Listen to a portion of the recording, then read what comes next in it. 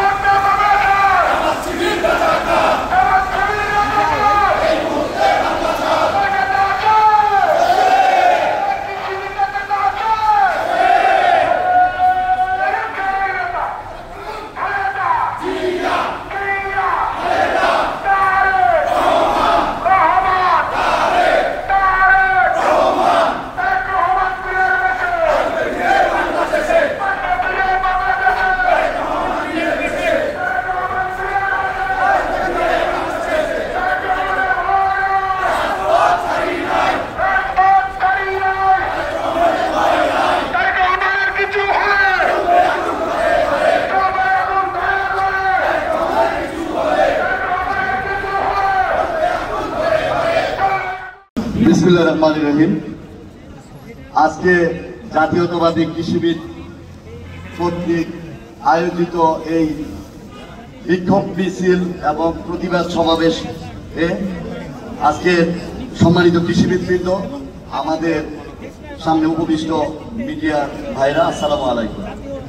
আপনারা জানেন, বাংলাদেশের ছাত্র জনতার অভ্যুত্থানের মাধ্যমে ফ্যাসিস্ট হাসিনা পালিয়ে যাওয়ার পর বিভিন্ন রাজনৈতিক দল যখন ঐক্যমতের দ্বার প্রান্তে এবং একটি গণতান্ত্রিক ধারা অব্যাহত রাখার জন্য একটি সুস্থ স্বাভাবিক নির্বাচনের মাধ্যমে যখন বাংলাদেশের মানুষ উন্মুখ ভোট দেওয়ার জন্য, ঠিক তখনই কিছু কুচক্রী মহল, কিছু গুপ্ত সংগঠন, কিছু রাজনৈতিক ভ্রষ্টাচার, কিছু রাজনৈতিক কুলাঙ্গার, কিছু ধর্ম ব্যবসায়ীরা এই গণতান্ত্রিকভাবে নির্বাচনের, জাতীয় নির্বাচনকে প্রলম্বিত করতে চাচ্ছে, খোলা পানিতে মাছ শিকার করতে চাচ্ছে। তারই ধারাবাহিকতায় সারা দেশে আপনারা দেখেন যে একটি অরাজক পরিস্থিতির সৃষ্টি করেছে। আমরা আমাদের দলের চেয়ারম্যান, আমাদের দলের মহাসচিব ইতিমধ্যেই ঘোষণা করেছেন অপরাধীর কোনো দল থাকতে পারে না। মিরপুরে যে নৃশংস ঘটনা ঘটেছে, এই জন্য আমরা তার প্রতিবাদ জানিয়েছি। আমরা বারবার বলেছি যে কোনো মূল্যে এই অপরাধীকে আইনের আওতায় এনে তাদেরকে দৃষ্টান্তমূলক শাস্তির ব্যবস্থা করতে হবে।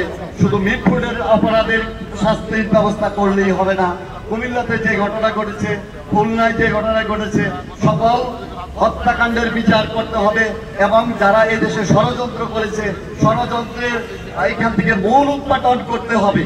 কোনোভাবেই আমাদের এই দেশে গণতান্ত্রিক ধারাকে অব্যাহত রাখা থেকে বিচ্যুত করা যাবে না। প্রিয় ভাইরা আমার, আপনারা জানেন কিছু সংখ্যক ব্যক্তি, কিছু সংখ্যক ছাত্র নামদারি বা মানুষজন এইখানে আমাদের শহীদ রাষ্ট্রপতি জিয়াউর রহমান, তিনি শুধু মহান স্বাধীনতার ঘোষকই নন, তিনি একজন সম্মুখ সমরের যোদ্ধা, সেক্টর কমান্ডার, যার নামের আত্মক্ষর দিয়ে একটি জেড ফোর্স নামক একটি ফোর্স তৈরি হয়েছিল মুক্তিযুদ্ধের সময়। সেই সময় জিয়াউর রহমান সম্মুখ সমরে যুদ্ধ করেছিলেন, তখন অনেকে কলকাতা গিয়ে তারই মদ খেয়ে তাস খেলে আমোদ প্রমোদে রাত কাটিয়েছেন। সেই সময় জিয়াউর রহমান পরিবার পরিজনকে ত্যাগ করে, পরিবার পরিজনকে নিরাপত্তাহীনতায় রেখে এই দেশের মানুষের কথা বিবেচনা করে উনি সম্মুখ সমরে যুদ্ধ করেছেন। সেই নেতার দল করে আমরা, সেই নেতা হলেন শহীদ রাষ্ট্রপতি জিয়াউর রহমান।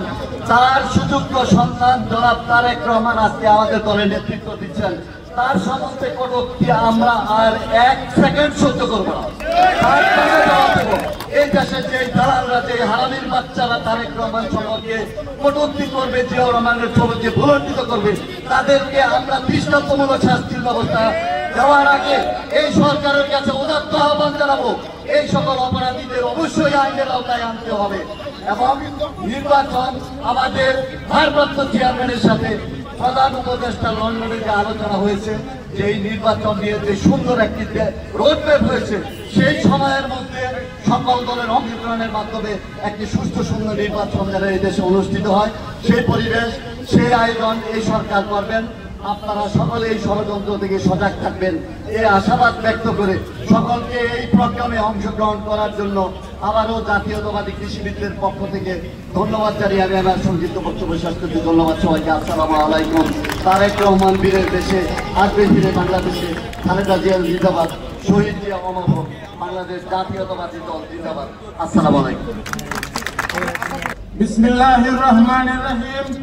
উপস্থিত জাতীয়তাবাদী কৃষিবিদ বৃন্দ এবং সম্মানিত সুধীমণ্ডলী, ইলেকট্রনিক প্রিন্ট মিডিয়ার সম্মানিত সাংবাদিক বৃন্দ, আমার ব্যক্তিগত পক্ষ থেকে এবং আজকের এই সমাবেশ এবং প্রতিবাদ মিছিল পরবর্তী সমাবেশে উপস্থিত হওয়ার জন্য আপনাদের সকলকে জানাই আন্তরিক অভিনন্দন এবং রক্তিম শুভেচ্ছা। সাথী বন্ধুরা, আপনারা জানেন এই জাতীয়তাবাদী কৃষিবিদ বৃন্দ সারা বাংলাদেশে ছড়িয়ে ছিটিয়ে রয়েছে।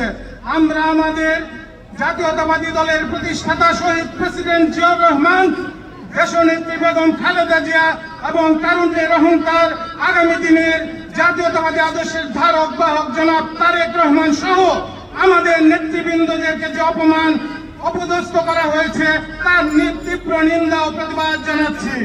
বিসমিল্লাহির রহমানির রহিম।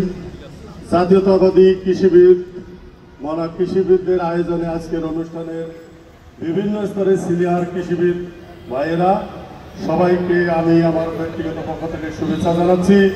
আজকে এই বৃষ্টির দিনে এই প্রোগ্রামে অংশগ্রহণ করার জন্য আমাদের সবাইকে একটা জিনিস স্পষ্ট, আমাদেরকে ধারণ করতে হবে আমাদের জাতির এবং আমাদের দলের প্রতিষ্ঠাতা যে দলকে আমরা লালন করি।